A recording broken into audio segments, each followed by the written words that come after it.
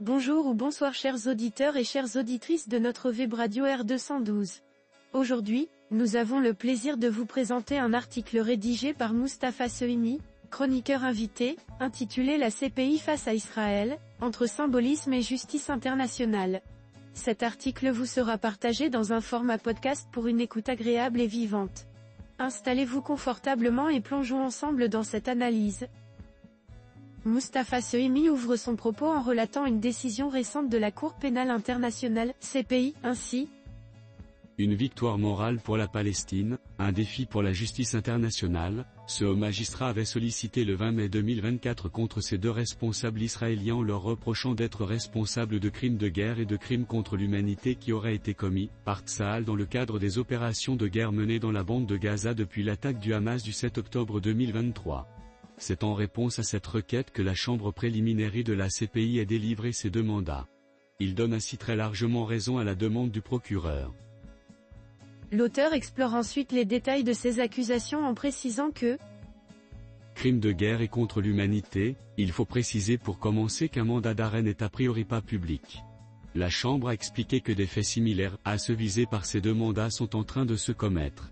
Elle semble donc considérer que la divulgation de leur contenu serait justifiée par la nécessité d'alerter sur la continuation actuelle des crimes visés par ces mandats alors que ceux-ci concernent la période entre le 8 octobre 2023 et le 20 mai 2024, qui est la date de la requête du procureur.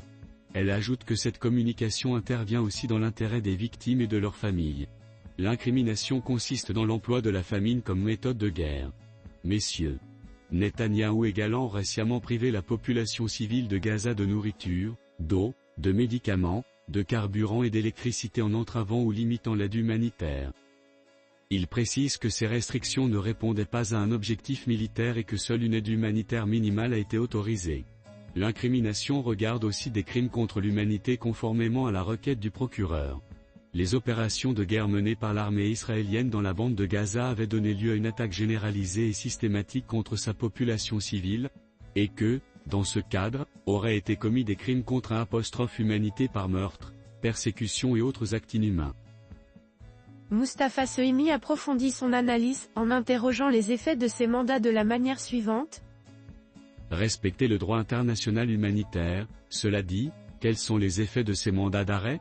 Ils n'ont pas d'effet immédiat, messieurs. Netanyahou et Galland vivent en Israël qui n'est pas un État membre de la CPI. Le principal effet de ces mandats d'arrêt est a priori de les empêcher de se rendre dans un État ayant adhéré au statut de la CPI. Cette adhésion leur fait obligation d'en respecter les décisions et notamment d'exécuter les mandats d'arrêt décernés par celle-ci, s'ils sont en position de le faire.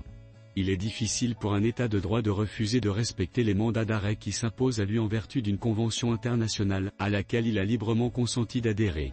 Il faut préciser que 139 États ont signé le statut de Rome, adopté le 17 juillet 1998 et entré en vigueur le 1er juillet 2002, que 123 pays ont ratifié ou adhéré à cette convention internationale, et que plusieurs grandes puissances, États-Unis, Chine, Inde, Russie, ainsi qu'Israël n'y sont pas partis. C'est également le cas de 11 pays africains, Angola, Cabo Verde, Égypte, Érythrée, Éthiopie, Libye, Maroc, Sao Tomé et Principe, Somalie, Soudan du Sud, Zimbabwe. Pour les pays arabes, seuls 4 d'entre eux sont membres de la CPI, Jordanie, Djibouti, Mauritanie et Palestine. La CPI a aussi lancé le même jour un mandat d'arrêt contre Mohamed Deif, chef militaire du Hamas, la preuve de son décès étant cependant fortement présumée sans être formellement rapportée. Simultanément, des mandats d'arrêt visent Ismaël Haniyeh, chef du bureau politique du Hamas et Yahya Sinwar, chef du Hamas dans la bande de Gaza, tous deux tués par l'armée israélienne avant que la chambre préliminaire ait pris sa décision des requêtes retirées ensuite par le procureur. Le mandat d'arrêt contre Mohamed Deif porte sur les qualifications de crimes de guerre et de crimes contre l'humanité. Les faits en cause sont ceux commis le 7 octobre 2023, Mohamed Deif aurait eu en cette circonstance à la qualité de co-auteur. Mustapha Sehimi s'attarde sur les réactions internationales face à ces mandats ainsi. Les pays du G7 réunis près de Rome, le 26 novembre, ont fait savoir qu'ils respecteraient leurs obligations respectives vis-à-vis des mandats émis par la CPI à l'encontre du Premier ministre israélien, Benjamin Netanyahou. Le communiqué des ministres des Affaires étrangères précise en substance, En exerçant son droit à se défendre, Israël doit pleinement respecter ses obligations face au droit international en toutes circonstances, y compris le droit international humanitaire. Mais il ajoute aussi qu'il ne peut y avoir d'équivalence entre le groupe terroriste Hamas et l'État d'Israël. L'auteur conclut son analyse par une réflexion sur les implications politiques et symboliques de ces décisions en ces termes. Palestine, victoire morale et politique. Avec ces 2 mandats d'arrêt, la justice pénale internationale se trouve à un moment charnière.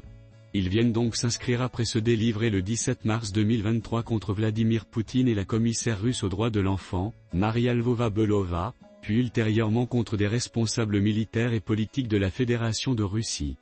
Des questions se posent à propos de ces mandats.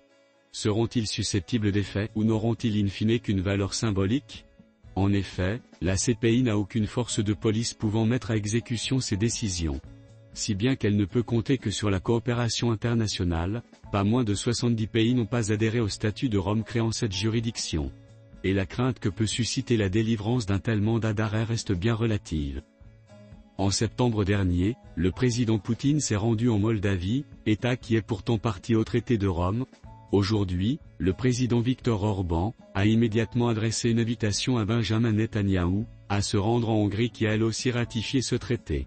En l'état, il n'est pas possible de juger un jour les personnes visées par de tels mandats.